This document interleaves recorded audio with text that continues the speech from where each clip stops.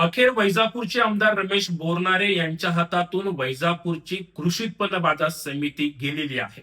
आता या ठिकाणी भाजपानं आपली सत्ता स्थापन केलेली असून वैजापूरच्या कृषी उत्पन्न बाजार समितीच्या सभापती म्हणून कल्याण दांगोडे यांची निवड केलेली आहे.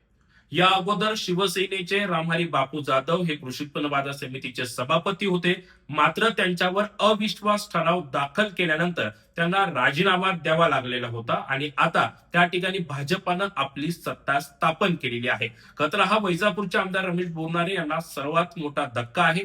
गेल्या काही वर्षांपासून रमेश बोरनारे यांची खरं तर कृषी उत्पन्न बाजार समितीवर सत्ता होती. मात्र आता रामहरी बापू जाधव यांना अविश्वास ठराव दाखल केल्यानंतर त्या ठिकाणी राजीनामा द्यावा लागलेला आहे आणि आता कल्याण दांगोडे यांची खरं तर त्या ठिकाणी बहुमतानं निवड करण्यात आलेली आहे. त्यांना त्या ठिकाणी मोठ्या प्रमाणामध्ये बहुमत देण्यात आलेलं आहे आणि कल्याण दांगोडे हे वैजापूरचे कृषी उत्पन्न बाजार समितीचे सभापती झालेले आहे.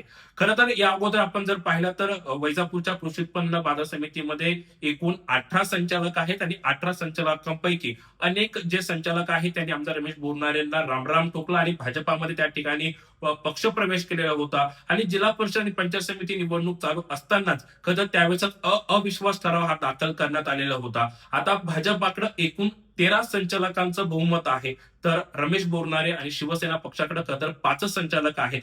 त्यामुळं 13 जागा असल्यामुळं त्या ठिकाणी डॉक्टर दिनेश परदेशी यांनी सत्ता स्थापनेचा जो आहे तो प्लॅन त्या ठिकाणी आखला. त्यांना बहुमत मोठ्या प्रमाणामध्ये होतं आणि त्याच ठिकाणी आता सभापती हा भाजपाचा झालेला आहे आणि कल्याण दांगोडे यांची निवड करण्यात आलेली आहे.